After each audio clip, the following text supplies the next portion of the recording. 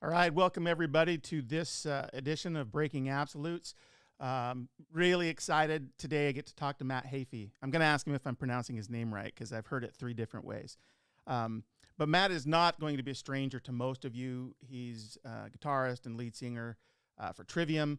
And my little story there, and maybe we'll mention it when we get into the show, but I was unaware of Trivium until I went to a Dream Theater show and they opened. And they came out and it was one of the very best live shows I've ever seen, like bar none. Was just completely blown apart by what they did. And I know they've actually had nominations for that very thing as a live band. But let me set up a little bit on Matt and Trivium before we get into the conversation. So these guys have done 9 studio albums. The band sold over 1 million albums worldwide. That's probably an old number. Nevertheless, telling of the kind of success and audience that they're gathering. They've been nominated for a Grammy for the song Betrayer in the Grammys for Best Metal Performance. They've debuted on the Billboard charts multiple times. Number 4 on Top Heat Seekers. They've toured with the very biggest bands in metal. I mean, and I don't think that's a throwaway comment. There's a lot of groups that do some really, really great tours, and a lot of times it's multiple bands and tour support. These guys went very quickly into the circles of touring with the very best acts, and it speaks to, I think, to that live show as well as to the music. They've been nominated for Metal Hammer Golden Gods Awards. Matt himself won the Golden God Award. Their music has been included on video game soundtracks, and I know Matt's a gamer, so we're going to talk a little bit about that. God of War 3 is the one I'm referencing there. Reality is, in my prep for this conversation, there's a lot more of this. Let me just kind of, so I don't delay having the conversation itself, say these guys are not only battle tested as touring musicians, that's been acknowledged by the industry. And it's important for me to say that because our point with this whole show is to try and break down stereotypes and find a way to broaden this music, which we think has a lot of real value beyond just the aggression and thrill of it. So with that as a setup, let me bring on Matt. Matt, welcome. What's up, man? Thank you so much for the kind words. Appreciate that. Yeah, well, all I was doing is reading all of the accolades. But I will say, I know from personal experience when I showed up at that Dream Theater show, and I'm just a huge DT fan, and so I'm just eager for them. So here's this act that's going to come out and make me wait. And I was like, just annoyed. And then you guys I'm not like blowing sunshine up your ass at all. It was such a thrilling live show. Awesome. Thank you very much. Anyway, so, and all your fans that, are listening to this, know that, but I say it because our hope is that we've got a bunch of folks who are less familiar with you guys, and we can find a way to introduce them to you. Awesome, man. Thank you. Yeah, that's awesome. That stuck with you because that tour was about 10 years ago too. So I'm very happy that we left a lasting impression with you. You did. Yeah, you absolutely did. I was, and here's part of it is, and I want to talk about this when we get to your voice, but I used to be sort of really what I considered elitist or purist about, you sing this growl stuff, not cool. And then what happened is some bands started introducing it in a way that just kind of opened my mind to it. And you're part of that. Like you came up and you started singing some of those songs. And I don't know, something just clicked and I kind of understood why and how that was a really cool vocal approach. And I know it's not all you do, and I do want to talk about some of your choices there when we get into it, but that's all real. That's an authentic story. But before we get into the rest of it, let me ask, like, you made news recently for how much you're on Twitch, and not just about the money, but like the how much you do on the platform. Is this how you've kind of found balance during COVID, or have you had other activities that have helped you sort of navigate this weird time?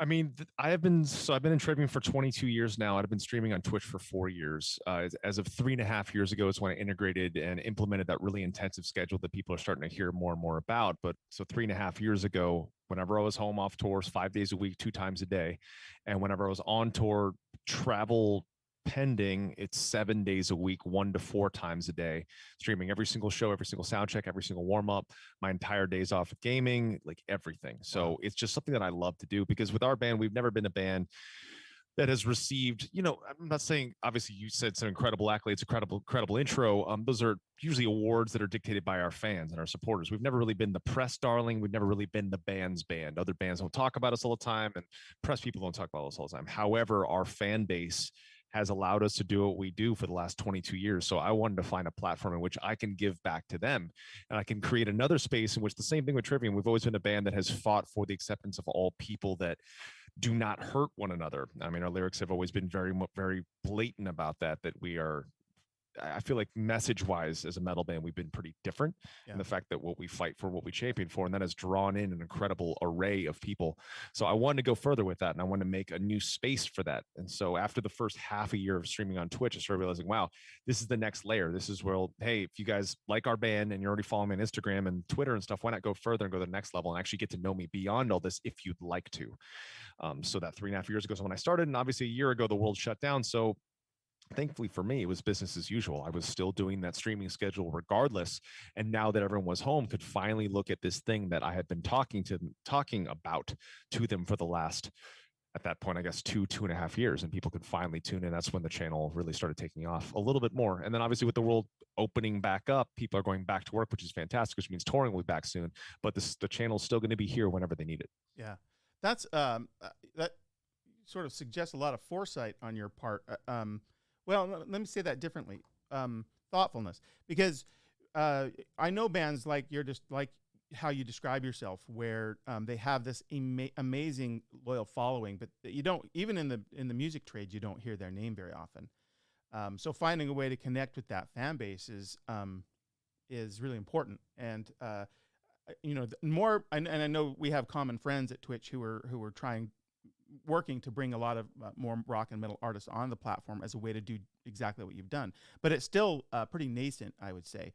But you're kind of at this, in fact, you literally would describe to me as the gold standard for Twitch. Thanks to whoever said that. Thank you, Fred. It was I'm Fred. assuming that was Fred. Yeah, it was Fred. He pointed me to your channel and said, be like Matt.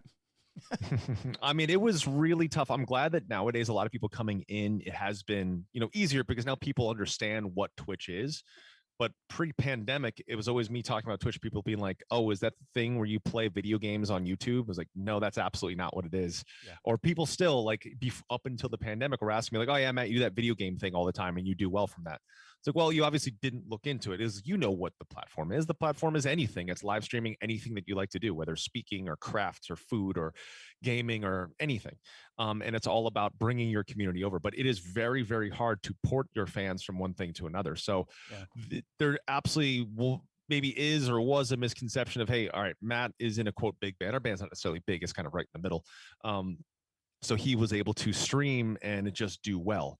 However, it really did take a lot of time to, like I said, porting your fans from one platform to another. People that are used to going to your shows, buying your merch at your shows or on your website and listening to you on DSPs or buying your CDs or records. It's hard to say, hey, here's a new social media you haven't heard of before that's primarily for gaming, but instead I'm going to play music on it 90% of the time and play some games as well. So once people were in their house, I think that's when the majority of people were able to come over. But when I first started streaming, it was very basic. It was me on a PS4 with a PS4 webcam, 3 to 7 people at a time, 20 minutes a day. And I was like, this is cool. I love this. And I was obsessed at that point. And it was John Howell and Brandon Copert from Twitch who invited me to Twitch HQ, gave me a tour. I fell in love with it. I said, hey, I love touring. I love streaming. I'd love to do it more, but I can't because I blew my voice out in 2014. It was improper screaming and singing for the last 15 years. And in order to correct that, I have a very regimented 2 to 5 hours. It was 2 to 5 hours at a point, 2 to 5 hours a day of singing, screaming, guitar playing, rehearsing Trivium songs 5 to 7 days a week. And I need to do that. And John and Brandon said, why don't you stream that? I said, no one wants to watch me play Trivium songs every day and do vocal exercises from a dingy basement in the dressing room. It's like, I bet you they do. When I started doing that, the channel hit its first peak and started kind of growing a bit, leveled off a little bit. And from there, the next real big upswing, besides gradual, just growing it and pushing it in every single way I possibly can, was the pandemic itself. And Trivium, we've always looked to do things differently. We've always looked to do everything differently, specifically on the record cycle you were talking about in Waves. We did a couple tours. We toured with in the same record cycle and in waves, we toured with Dream Theater, In Flames, Five Finger Death Punch, and Asking Alexandria. 4 of the most different bands in the world. They could never. I feel like those 4 can't really tour together. Like you can get a couple combos, but we were the band that could tour with all 4 of those. Yeah. And we didn't say, "Hey, let's go out with Dream Theater and play our tech stuff," because we do have an incredibly technical record that is absolutely right for Dream Theater fans. But we said, you know what? Let's pick something different. So for each set, we played the technical stuff for the Five Finger crowd. We played the heavy simplified stuff for the Dream Theater crowd. We played the more metal stuff for the Alexandria crowd. And then we played the more core stuff for the In Flames crowd, like always wanting to do things differently just because. Yeah, that's cool. And for that record cycle as well, we said, how can we present a live DVD different? So we made a live DVD on that record that has no crowd. And that was 2011. We said, hey, let's do this, which is kind of what live streams are nowadays. Yeah. We made all our videos then have no performance. I said, all right, I've got long hair at this point. This is coming out of Shogun. What's the opposite of long hair? Short hair. I'm gonna cut my hair again. Let's make our riffs more simple from this super technical record we just did. And it's always about being different to ourselves, not rebelling against ourselves, but seeing what else we can do.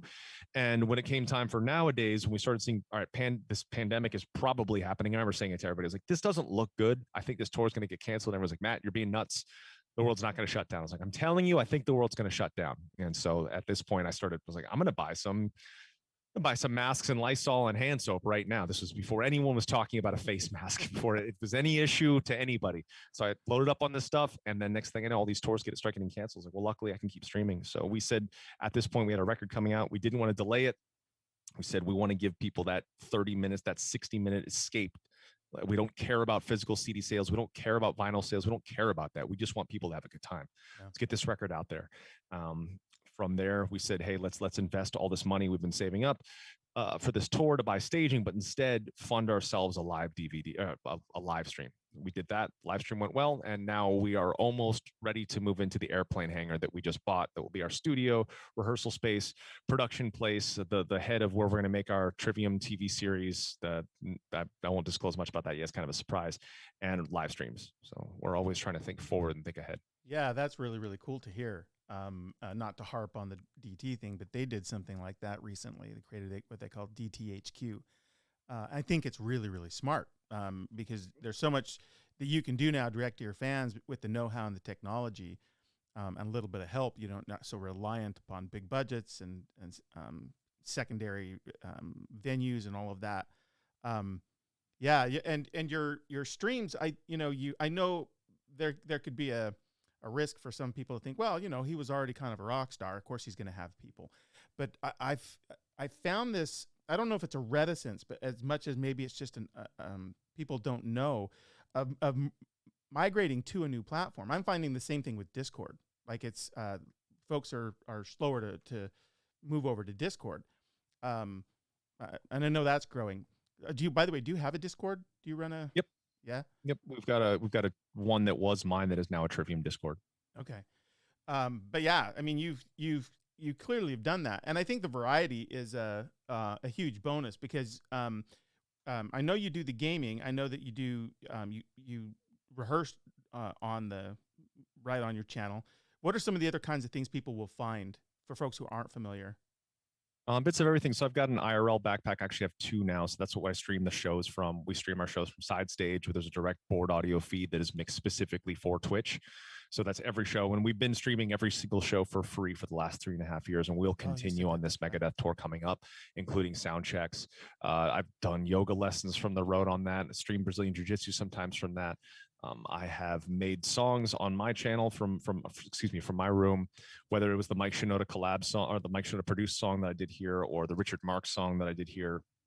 Writing music, practicing music, playing songs, making covers, everything. Like I'll stream anything that is the creative process that I can stream from this room, that I can stream from the backpack.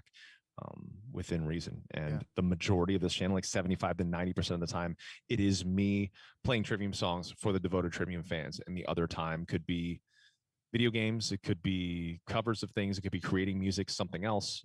And that's what it is. So it's mostly those things. It's really cool how mobile you've made it to take it out when you guys are and just to give your fans a peek at that when maybe they can't get to a show, or just when you're on tour and they get to see you more than once. I've done that where I want to see a band more than once, so I have to travel. Mhm. I like how this gives them a virtual experience to kind of be with you. Yeah, for sure. For sure. I've talked to some bands that are like, hey, don't you feel like you streaming every show for free? Doesn't that de-incentivize people to want to go to shows? But as you were referencing yourself, like nothing can recreate the feeling of being in a metal show. Like Yeah. there's nothing in the world that can simulate that. You can watch it with killer headphones and killer speakers, but it's not the same as actually being in that room. So I feel like our live stream shows are something that just constantly keeps eyes on us. And for me, it's about giving a place nonstop to our supporters, and our supporters are very international. They're from all over the world. So if we're doing Yeah. something in the States, then I want them to be able to watch us while we're in Europe. Like, if it's someone in Europe who wants to watch this next tour and they can't be there and they've been waiting for shows, they can watch every single show of this next tour for free and hang out with the side stage and hang out with amazing people that they've been able to get to know, whether for a day or 4 years. I mean, you are right. It's different. It's a different experience. So it's not like it's cannibalizing the ticket sale. And the second thing is a real fan is never going to see you enough, right? If you give them, if you're on a tour and they have a chance to tune in multiple times, see you play, they're going to do that. So I think that's really cool. To be honest, and I'm sure it's happening, but I'm not aware of another band who provides so much access.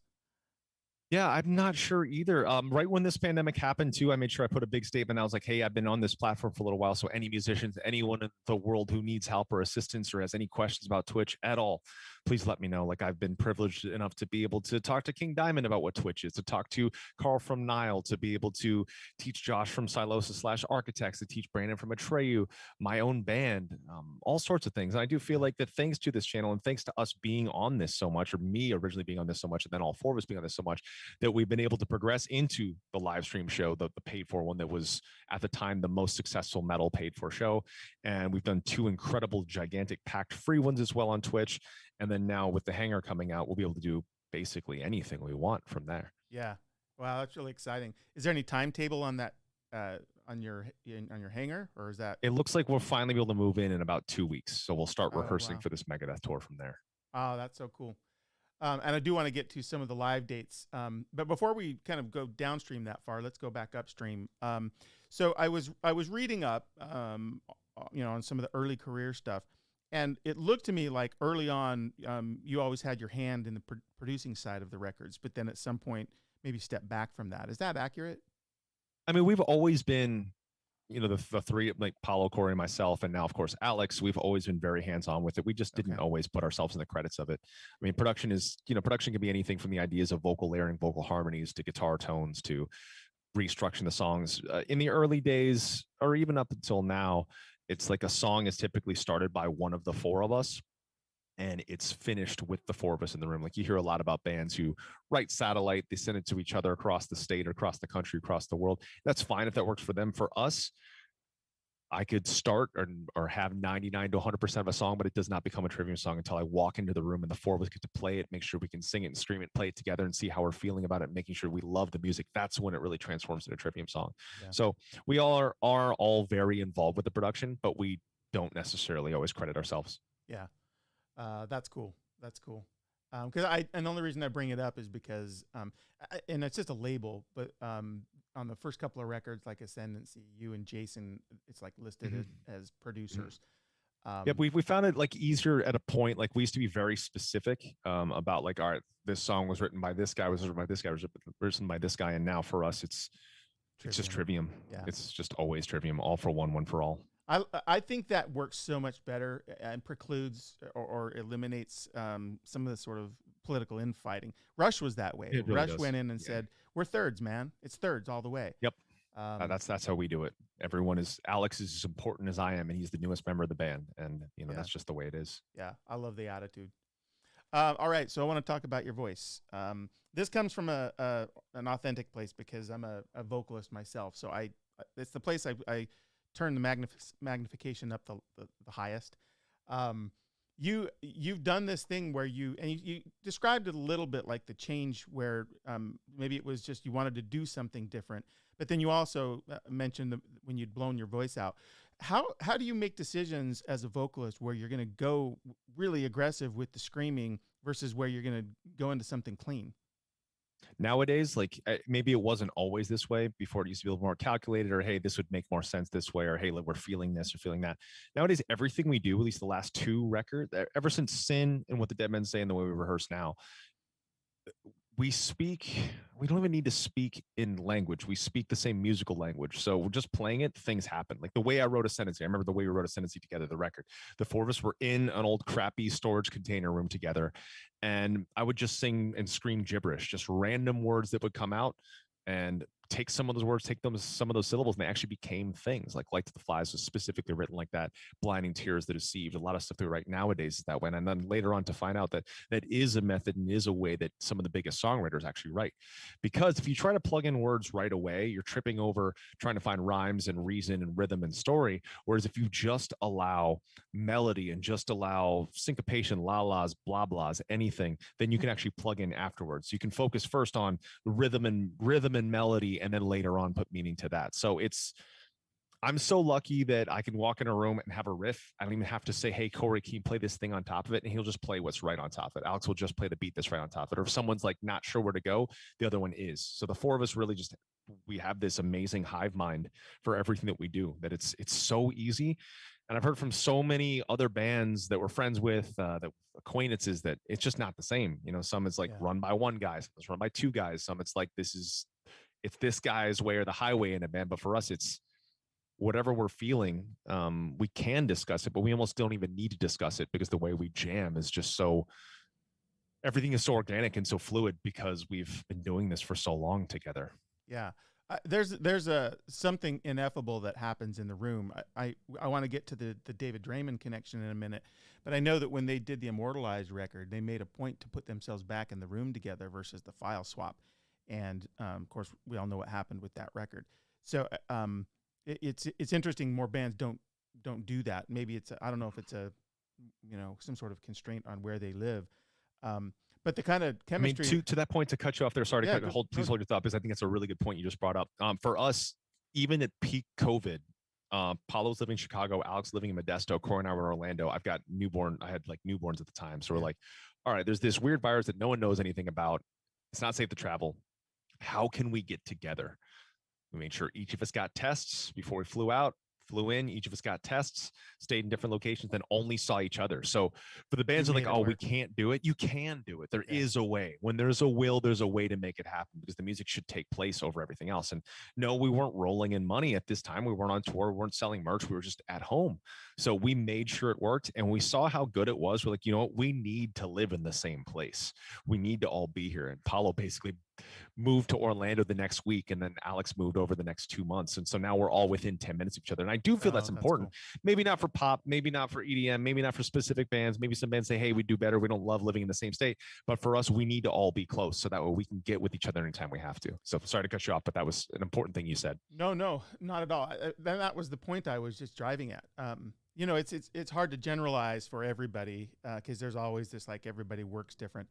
But there's and this channel, everything I'm doing is really focused on this idea that there's something about the music, because of these studies that have come out from anthropologists that suggest that metal fans are more loyal to their spouses. My folks who follow me hear me talk about this all the time. They're better adjusted with work-life balance, all of these things. There's something about the community or the family. You talked about it with you can't replace being at a metal concert. This anthropologist I talked to said this. She talks about it in terms of building like cred. Like, if you were there, it's like I told you the story about when I saw you play with Dream Theater. Like, that's a moment in time that is part of my identity as a member of the community. And I think that's it.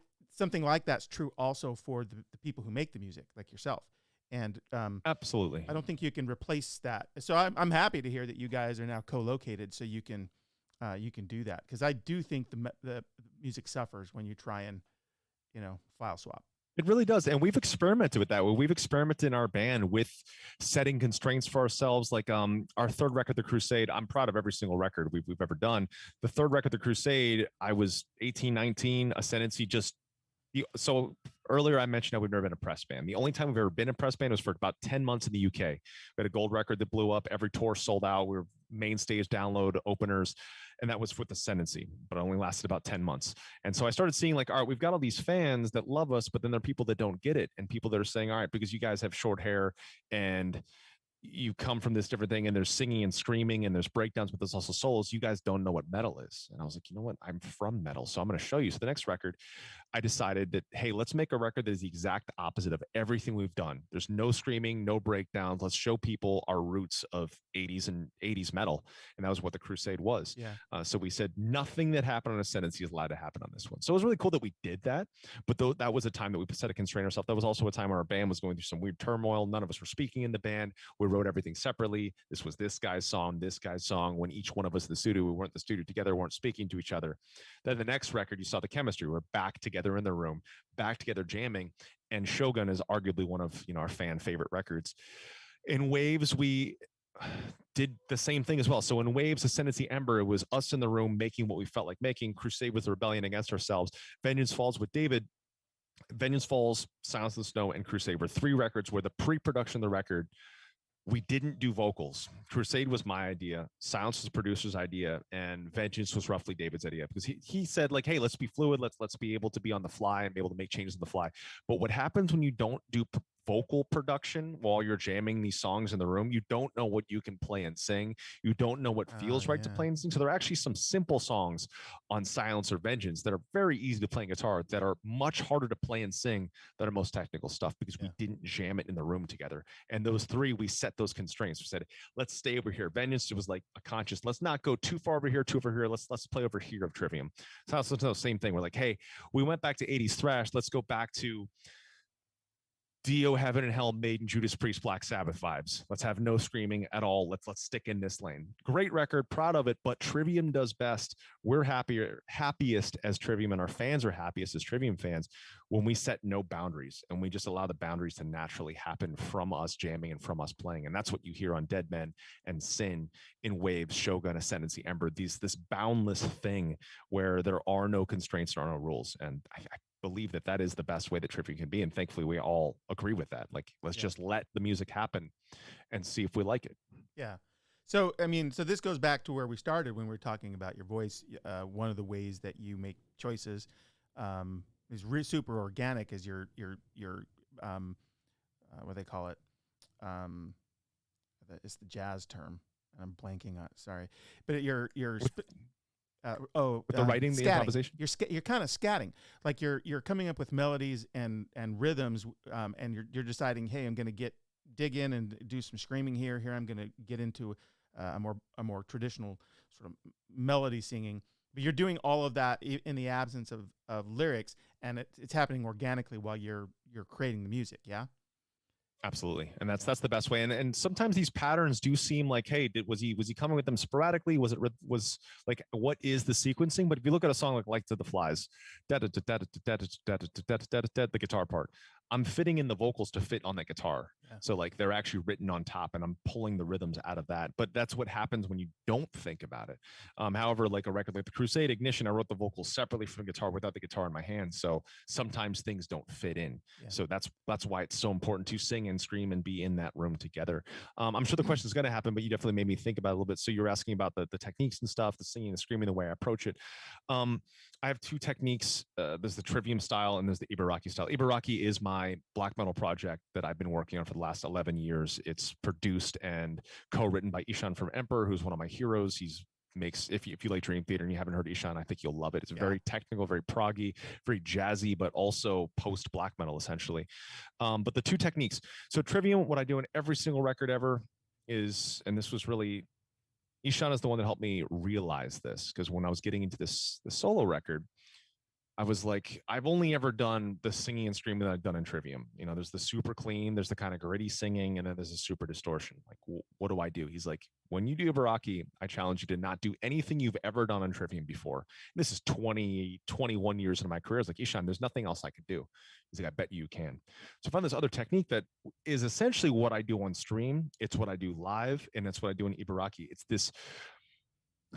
this very maintainable, it's this style of singing and screaming that doesn't wear out.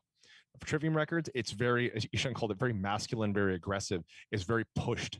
Like the screaming that you hear on the records, like when I do that stuff, my voice is gone for a long time because it is very forceful. It's pushing air as hard as I can. It's making the vocal cords flap and collapse into each other. And that's why it sounds so good. And the singing is the same thing. Very brutally, very forced, very intense, kind of painful. But when you make a record, that's a moment in time and it needs to be that great. And that's what I was doing every show of my life up until 2014. I was doing a record performance for every single show, destroying my vocal cords. So when I developed this new style with Ron Anderson, he's taught Axl Rose, Chris Cornell, Matt from Avenged. Matt's the one that linked me up with him when I blew my voice out. That's the style I developed, that now live and on stream and all of this, it is just as brutal and just intense as the sound of the record, the sound of the memory of the record. But this thing is sustainable, it's maintainable, it's something that I can do all the time. So that's the Ibaraki style. And then there's the Trivium style. The Trivium style is the very intense, forceful, aggressive vibe.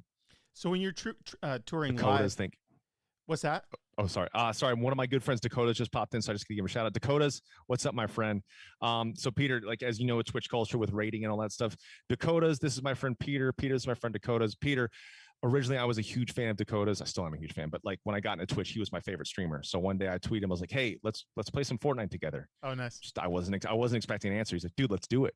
And so ever since then, Dakotas and I have been in real life friends. We were grabbing lunch together every single day before the world shut down. But so he just raided in here, and now all his friends are in here watching as well. So Dakotas, thank you so much. Dakotas, Dark Army, this is Peter. He's interviewing me right now, so you get to learn a little bit more about Kichi. Love you, Dakotas. Thank you. Sorry, Peter, you were saying? No, that's good. Thank you. So I was going to say, so I did read about your work with John Anderson.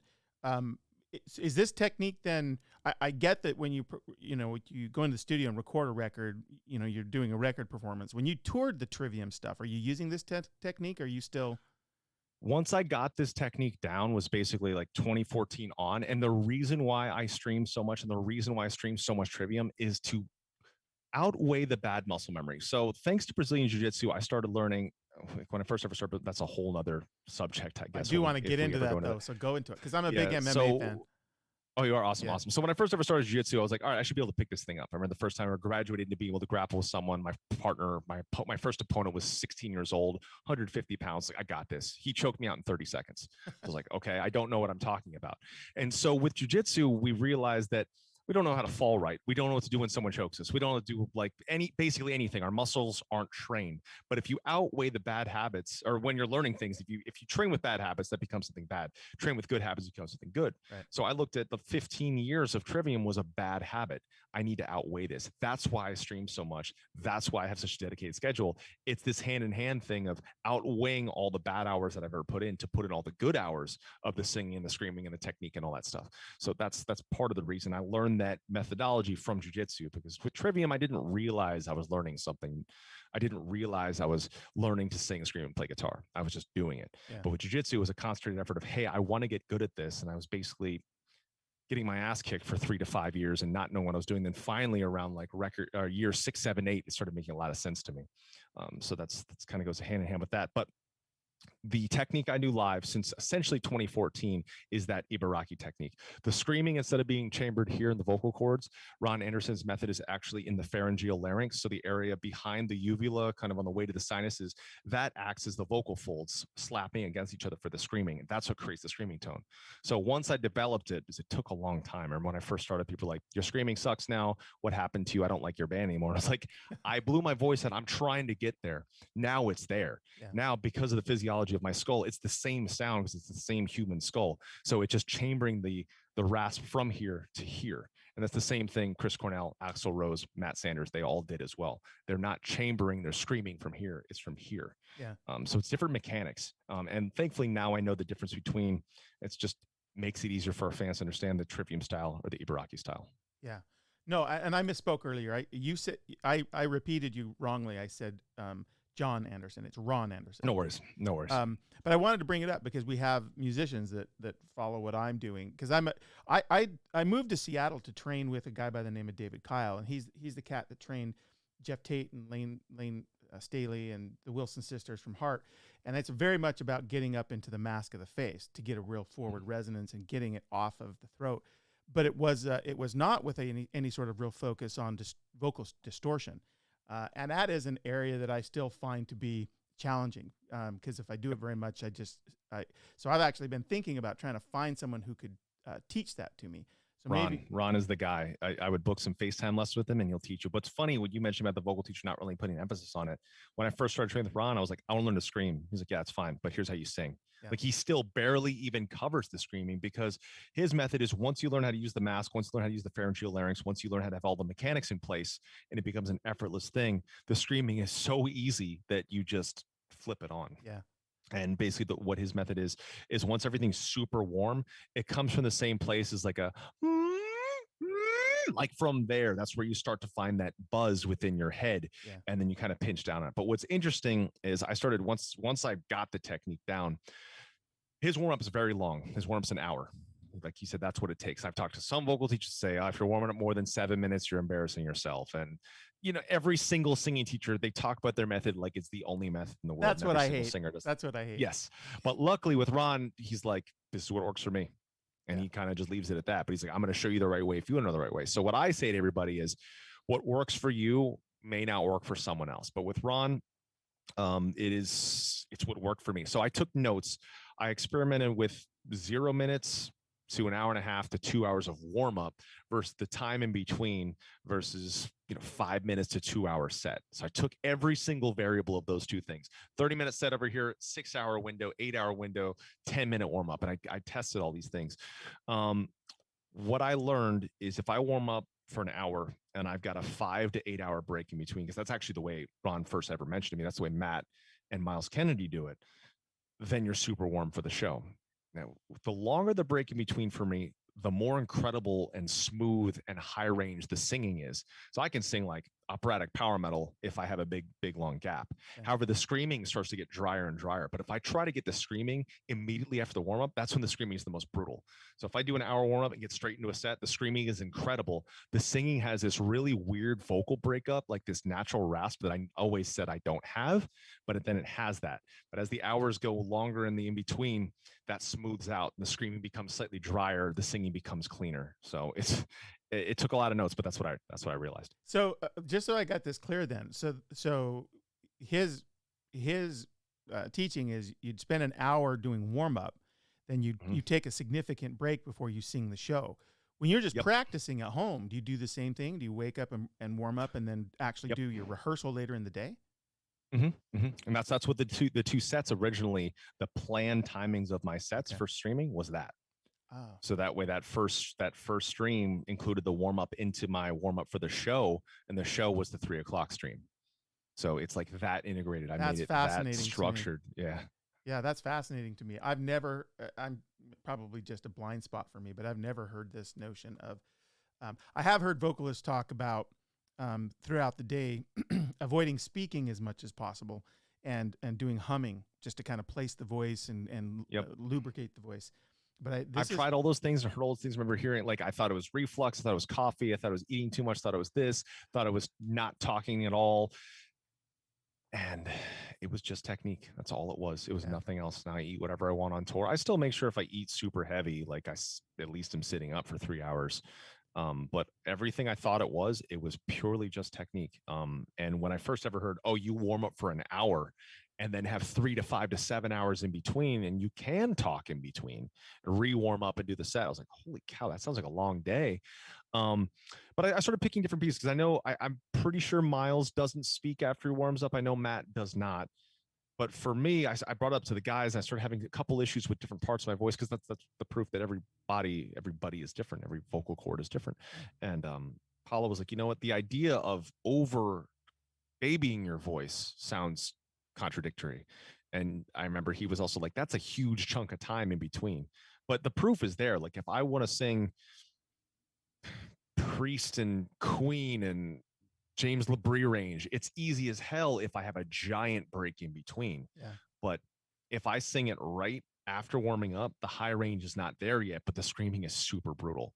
So now I think for shows, it's just better if I warm up, 30 minutes is the in-between, and then go into the set. So that way the screaming is on. Any high notes I can't hit, I can actually do pitched screaming now, which I've never been able to do in my entire life. But now I can actually have a super high note within a scream, which always sounds cool. I didn't know I could do that. But that's from if the warm-up goes right into the show. versus the other way. So sorry to stay on this, but I find it fascinating. So you landed on an hour warm up. That's the first part for you. Yep, I tested all the different lengths, but the hour was the right one. And it's a warm up of purely head voice. Excuse me. It's not purely head voice. It's first 30 minutes is purely head voice exercises, like all the normal ones. Yeah. The next 20 minutes is head voice of Trivium songs. This is the way I do it. I haven't done a tour in a long time. But the next 20 minutes is Trivium in head voice. So everything 100% head voice, high stuff, low stuff in between. The screaming starts to kick in there. The last 10 minutes is the mixed voice of me singing the Ibaraki style as if it's live, where I bring in the power of the chest voice into the head voice. And that's that last 10 minutes. Then it's the 30-minute interval between. And I don't bother with the not speaking anymore. I used to do that. Yeah. I think I just psych myself out. So I like to make it where I'm talking like normal. I maybe do like Run of the Hills is a really good song right before the set. I need like a quick, another 3 to 5 minute warm up right before the show itself. Then I do a 5-minute cool down after the set and I'm good to go. Yeah, it's so fascinating to hear different vocalists. And I'm gonna go look up Ron and see if I can't find some time with him, because I spent significant time with David, and I can get all the notes and I get it with a power that I don't usually hear. But I haven't been able to get all of this sort of distortion in my voice, or when I do it, it limits the amount of time I've got before then I lose the range. Yeah, Ron's the man. I mean, he's the screams that you hear Axel do seldom. That's all Ron's methods. All that super nasally in the mask. That's Ron. Yeah. Ron's biggest student right now is The Weeknd, who's the biggest musician in the planet. Yeah. So it's just like he's so versed. Ron's teacher was Freddie Mercury's teacher. So the guy that taught Ron was Freddie Mercury's teacher. Okay, a good pedigree there. All right. Well, good. Well, now we've got some background on which I wanted to talk to you about, because I think that this is my opinion, but it's my channel, so I get to say what I want. In the sort of world of vocalists, you sit in this very unique class, and there's some other guys there, but I don't think it's very big, and I don't know if it's because lack of training or lack of interest or just desire on the kind of music they want to make. But the sort of power and range, and then the variety with which you sing, whether it's the really clean, whether it's with some grit, or whether it's just full on sort of brutal, it's a very unique set of skills you have as a vocalist. Thank you. Yeah, and so I wanted to say it out loud. I have a lot of regard for you as a vocalist as a consequence. Thank you. What I've seen Appreciate that. Do. Well, it's a blast to be able to talk to vocals, because most of the chats I do, they're not singers too. So I can't really talk about this stuff. Or, modern day metalcore, it's like they've got a screamer and they have a singer. Yeah. It's not usually the two. And there's like a handful of guys that do it. I feel like there are a couple guys that do it better than me, but the difference of me, it's like I kind of go sometimes into that power metal range, which is something that doesn't make sense with the death metal stuff, with the metalcore range of the screaming too. And I love mixing those polar opposites, because that's what I've always been all about. I got into metal first, then I got into extreme metal, then I got into metalcore. And I loved the idea of mixing influences of satanic black metal and Christian metalcore in the same thing, like two polar opposites. And I've always been about just like hard opposites and making those things into something unique. Yeah.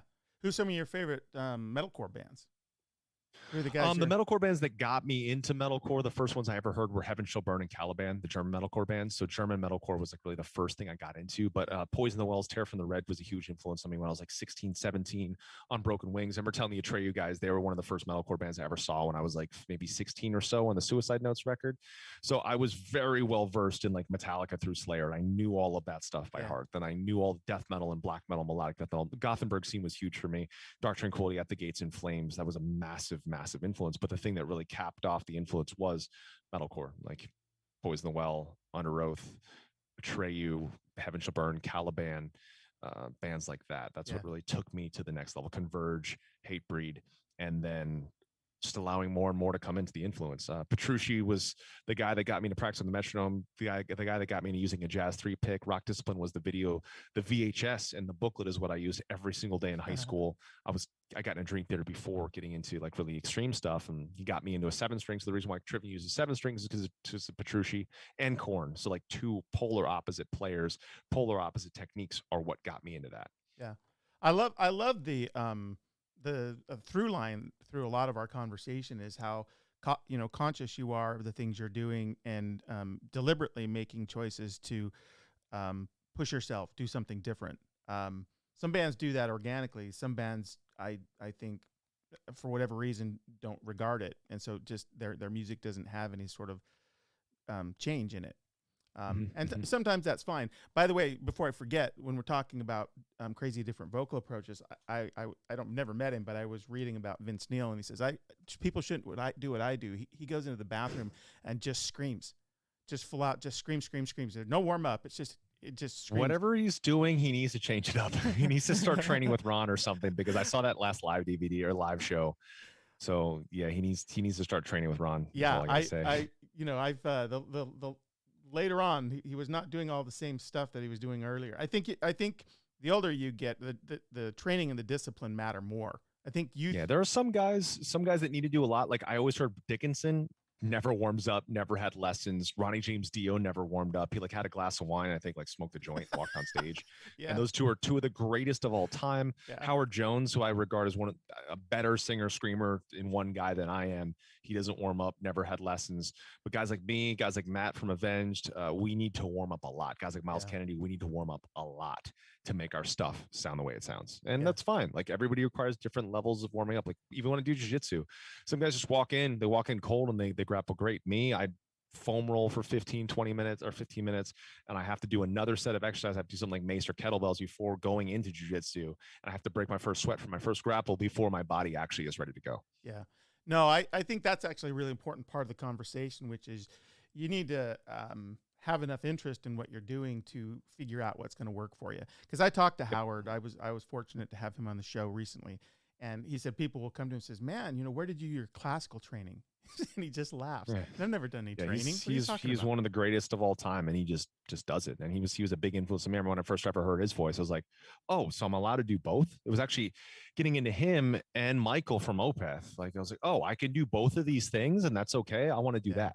Yeah. And that was very important for me to hear those guys, and also to hear Michael from Dark Tranquillity, to hear really amazing old school Gothenburg style screaming, but also this beautiful Depeche Mode style kind of sad operatic new wave thing. Yeah. And I love those contrasts, and that is why too, we always want to do something different. That's why we made the polar opposite of Ascendancy killed, and we could have made Ascendancy Part 2, and maybe our band would have stayed in the constant up and up, or maybe we would have died off by making the same thing over and over again. Some bands do great with doing the same thing over and over again, but sure. I feel like we succeed in doing very, very different things. And it's a testament. I don't know what it is. I'm not that smart. That has made it possible for you to make these changes and stay successful. Because another band that I'm a huge fan of is Queensryche, and they very deliberately made changes. Album to album, consciously, it was let's do different things, and it was after the Tribe album they really started to lose a lot of their audience. I had so much respect for them for continuing to we're going to do something very, very different, but there was something quintessentially un-Queensrychian about some of those later records, and their fans just kind of abandoned them for a long time. That hasn't happened to you guys. Your changes, at least it doesn't appear that. Peach, you're growing. We've definitely had some serious ups and downs. I mean, if you look at our history, so Ascendancy is where Trivium had no fan base. Ascendancy blew up in the UK. All of a sudden we had the UK, but we had nowhere else in the world. The Crusade came out. The UK, although it sold well, it's a gold record. The UK did not like the record. So the same magazines that said we're the greatest band in the world, and the next Metallica would put us on the covers, and the features would be, this band is done. They're over. They're terrible now. Man. However, the Crusade is what inspired Iron Maiden to bring us out on tour. I remember, crazy story, incredible story. Bruce Dickinson interviewed us for his BBC show. I never met him before. I was just pricking his brain about vocals. And he's like, you know what? After hearing your new record, I believe when, after some years of development, you will have a voice like Ronnie James Dio. And that's Bruce Dickinson told me that. I was like, okay, that's really cool. Next record cycle, we're touring with Heaven and Hell in Japan. I tell that story to Ronnie James Dio, and Ronnie James Dio, he laughs and smiles like, Bruce finally admitted that I'm one of his heroes. I just thought that was such an amazing story. Yeah. Shogun blew up in Australia. In Waves was finally where we got Germany. Vengeance Falls is where the States started picking up. Germany still liked that record.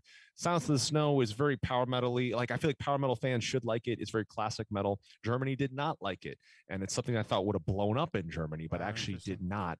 And Silence is where we started blowing up in the States finally. And then the Sin and the Sentence really capped off the States, brought the UK back to us, leveled everything in the same place. Everyone was happy. And then Dead Men, I believe, was a further cementing of that, where all the territories were finally happy. So it's been like, it has been a journey. Yeah. Yeah, it's been nuts. It's been nuts. Well, I don't know though. It takes some testicular fortitude to stay committed to change. Thanks. Right? When Absolutely. Just to kind of give an example of that, I worked with John very closely on The Astonishing, and that's their most polarizing record. And yet, in some regards, some of their best work. And so you see how you can do the thing you think's the best, and you don't know how the consumer, how the fans are going to react to it. Yep, absolutely. And I find like the best thing to do at this place, like once we've kind of really investigated everything and gone through it all, is I mentioned the 3 records: Silence, Vengeance, Crusade. 3 records we're very proud of. We love, if I had to rank my favorites, they probably end up kind of at the lower end of it, which is fine. You have to be able to be constructive of your stuff. It's the records in which we allowed everything and anything to happen. The ones that would have beautiful, clean singing mixed with screaming and shrieking and black metal-y blast beats into a breakdown, and mixing these things that shouldn't ever go together. Those are the ones that are the best. So it's really like the band has to please themselves first. Yep. And I know that some bands might think that's selfish. I do see a lot of bands that I love that have made some really weird decisions. And I hope that they wanted to make those decisions. Like if they did, awesome.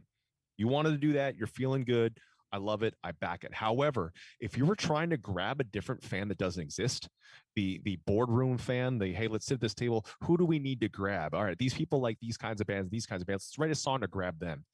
That's when you've hurt yourself, and that's when you've messed up your integrity. But like I said, if it's a band that was heavy, that made something soft, and that's what they wanted to do, and they love it and they back it, awesome. I back that. I can't tell. Like, I don't know what they're thinking and their logic is going to be. Yeah. But if they did it to grab someone else and they didn't try to make the music they wanted to hear first, and the kind of music that made them feel good about playing music in the first place, then that's when they're hurting themselves. They're stifling their career. Yeah, I think that's absolutely essential advice. Pleasing yourself first has got to be a cardinal rule. When you try and write and chase an audience, I think, well, at the very least, you're just going to end up with something that you don't like. And I think your fans, I forgot the exact term. It was either John Howell, my mentor from Twitch, who's no longer there. He's retired at the nice age of 34 years old. Imagine that, lady. Wow. 34 and retired. Must be nice. Is that Amazon stock? Amazon stock? Yes, sir. John's crushing. It was either he is my kid's godson or godfather backwards. He is my kid's godfather. It's my son's godfather. That's my daughter's godfather. It was either John or it was Paulo that said the phrase, something like fictitious fan or boardroom fan, something like. They had a better term than I did. But John was like, making the stuff for the devoted, loyal audience that you have, no matter how big or small that devoted audience is, that's more important than trying to grab people that don't know who you are yet. Yeah. And yeah. There's also this idea that anybody almost can have a career if they've got 1,000 people who will buy anything they make. So if someone, music, merch, all the things. If you continue to satisfy that 1,000 who are so into what you're doing, you may not make the cover of all the magazines and make all the money, but you're going to be able to provide for yourself. And that, for me, that's always been the benchmark for success. Absolutely. Yeah. I feel like the term of success has been super bastardized, especially in this country. Success to me is doing what you do for a living and not having to worry about your grocery bill, not having to worry about your rent. That's success. Success is not excess. That's right. That's something that people need to remember. Yeah, I like that. Hey, so let's talk about the David Draymond connection. Yep. He came over and did some producing for you. How'd that happen? David was a big fan of Trivium, actually, from Ascendancy. Remember, he was at our Chicago show. We met him afterwards. He's like, "Hey, I'm David from Disturbed." We're all like, "We know. We're big fans. We've watched your career the whole time," and he loved Ascendancy. We were doing a tour with him on Mayhem, and Waves just came out. He's like, "I love In Waves so much." He's like, would you guys be up for me producing a record? Like, let's do it. Have you ever produced a record? He's done Disturbed stuff. I was like, have you produced a band outside of Disturbed? He's like, no. Like, let's do it. The record was incredible. We lived at his house for 6 weeks. It was super fun. We watched a lot of UFC. We ate a lot of good food. We jammed. Woke up, went to the gym every day. So it was a really, really fun, laid back, awesome experience. David is a hilarious, amazing, great person, great friend. He shared great insights on the writing of, that's when I realized writing those rhythmatics, writing those blah blahs on top of things is the way to write. Like, he's like, let's do it this way, so that way we don't have to get tripped up on lyrics. We write the lyrics later. And I realized, wow, this is something I've been doing. I didn't realize this was the right way to do it. Yeah. David's amazing, just incredible singer, great songwriter, great guy, and it was a blast. Yeah, I was fortunate. When I was at Microsoft I was with Xbox for 15 years, and That's awesome.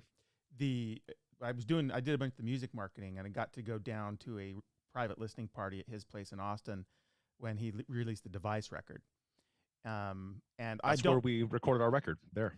And this is not to suggest we're friends or there's any deep connection there. Just that, like, my experience in meeting him was the same sort of really cool, approachable person that you're describing. But yeah, I got to sit in his studio in that place, and he sat behind the desk with all the stuff, and just sat there and he played the whole record for us. He's such a good dude. We had so much fun. I mean, we just would watch from his theater room. We watched UFC, have beers, and eat incredible food from Austin, and just really wonderful time. I do miss hanging out with him. He was an amazing guy. Yeah. Well, that's cool. I wanted to ask how that transpired. Heck yeah. Now let's talk about. By the way, do you have a hard stop at the hour? I do. Okay. I got twins. They're 2.5, and my wife just texted me that she might need a hand in a sec. Okay. Well, I was gonna. If you got one more, let me know. Yeah, they're totally fine. I don't want to take you over time. I was going to talk about it, but let me just sort of make the comment, which is I read about how you left because your wife, go be with your kids. So cool that you would make that choice. I mean, and obviously you had great support from musicians who were going to help make sure that the tour went off. But maybe I don't want to sound maudlin, but I think it took a lot of courage to step away from that, but to prioritize your family. So I wanted to commend you for it. Thank you so much. I was so lucky that Paulo and Corey stepped up. They filled up my parts. Howard Jones and Johannes from Avatar and Jared Dines and Brandon Saller from Atreyu. Those four plus Paulo and Corey, those guys all divided up my parts, and they didn't cancel a single show. I don't think they had to cancel any songs out of the set list. We still did a 75, 90-minute headlining set without me, and I watched every single one from my stream from the backpack while I was in the hospital.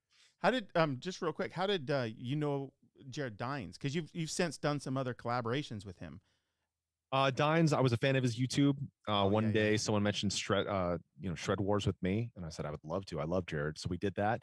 Ended up becoming good pals. We talked about doing a record. He sent me some songs he was writing, and it was nice to actually just write vocals on top of something and not thinking of playing guitar. Yeah. So we did the Dines X Heafy record that's on Matthew K. Heafy across everything, across all the DSPs.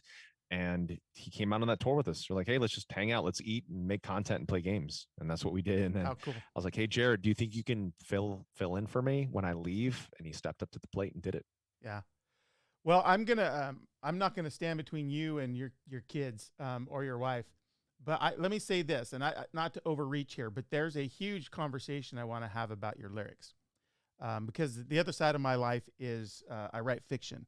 And so words matter a lot to me. I totally dig, because the approach you take to create the vocals is something very similar to what I do, but where some people just don't have a lot of interest in lyrical content. Like this is a place where you also, I think, set Trivium apart from other things. So in the future, not to monopolize your time, I'd love to just do another part 2, even if it's short, to go into how you communicate these themes, if that's okay. Definitely, man. Definitely. Yeah. Lyrics is as important as us.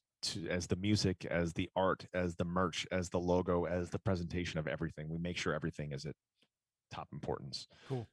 All right, my friend. It's been a fantastic chat. Thank you so much for your time. I really appreciate you. Yeah, and dude. I'm going to send all these friends over, so make sure you stay live. All right. Thank you, sir. All right, my friend. You take care. Okay. Bye-bye. Later, dude. Okay, that was Matt Heafy. We're so glad to have gotten a chance to talk to him. I have so much material that I want to cover with Matt. I alluded to it there. I dug in pretty heavy to his several records and the thematic approaches he took on these several records. And I'm really, really interested in understanding more how it is that he is coming up with the notion of approaching these things, whether it's domestic violence or Greek tragedy. Some of the stuff that harkens to some of his own lineage. So anyway, we'll see if we can't get Matt for a part 2, even if it's just 30 minutes to dig in on how he approaches that part of it. I do want to talk to him about the Shogun record, which might be my favorite record, because there's a lot there that harkens back. I think some of the decision making had to do with his own background. And then there's a whole section I want to do, and where we're going to talk about collaborations. So stuff he's done with Dragon Force, stuff that he's done. I want to talk more about the Jared Dine stuff. I want to talk stuff he's done with Jason Sukoff more. I really want to talk to him also about the Metal Allegiance stuff that he's done. So, and the broader umbrella there is that his talents are such that a lot of people are really, really interested in collaborating with him and having them lend his gift to their work. He's so crazy talented, and coupled with what I think we heard there is a real discipline with what he does. And I'm increasingly finding with the artists that I talk to, I talked to Russell Allen the other day. I talked to Howard Jones not too long ago. I talked to most of the Dream Theater guys, and there's a certain sort of diligence paid to the craft that sets them apart, and Matt's part of that.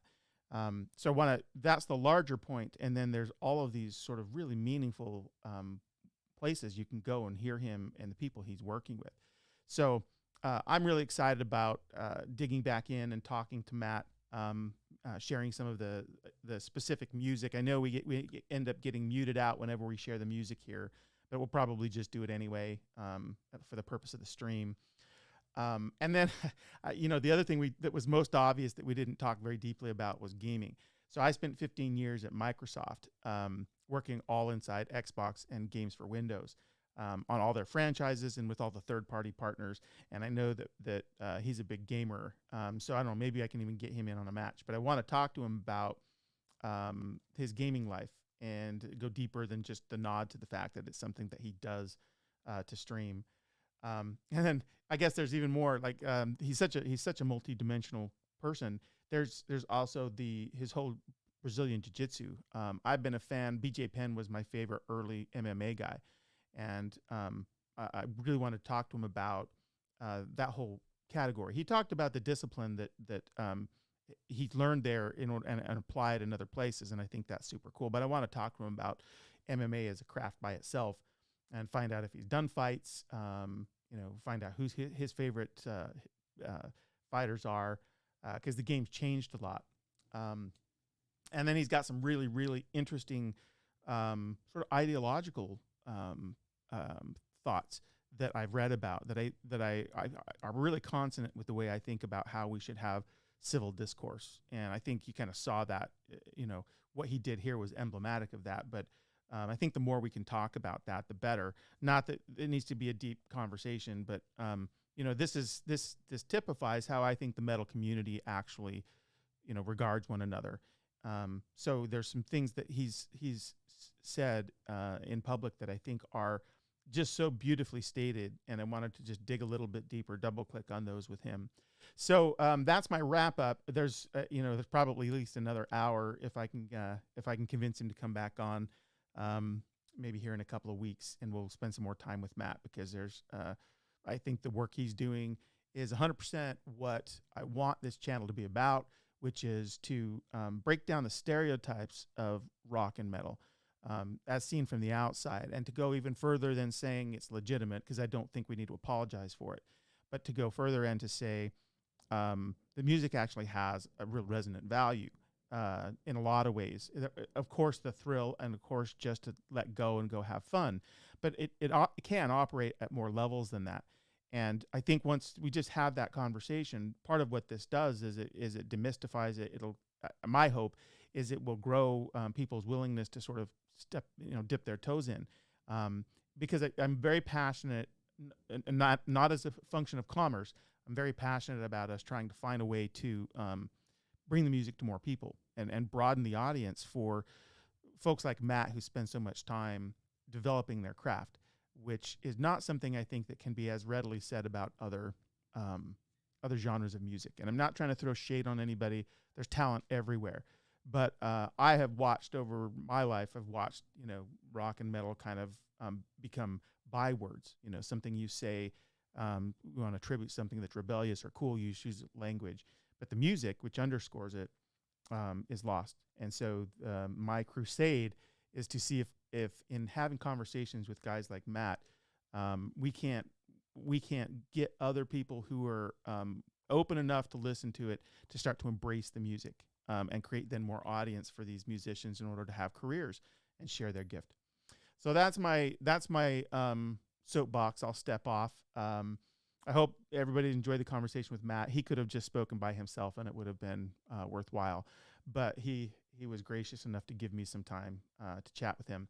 If you like the approach here, you know, go ahead and follow. There's a bunch of our VOD stuff. You'll see how we're trying to build like a channel with really focused on some of these great acts. And I've got some folks coming up. I've got Joel Hoekstra from Whitesnake coming up. I've got Floor Jansen from Nightwish coming up. Ariane's going to come on the show. We've got some other lines in the water, but I think these are the kinds of people we want to just kind of build on in order to try and grow rock and metal. So there you go. Thanks for joining, and give us a follow if you dig it, and share it if you're so disposed. And until next time, we'll talk to you guys later. Bye-bye.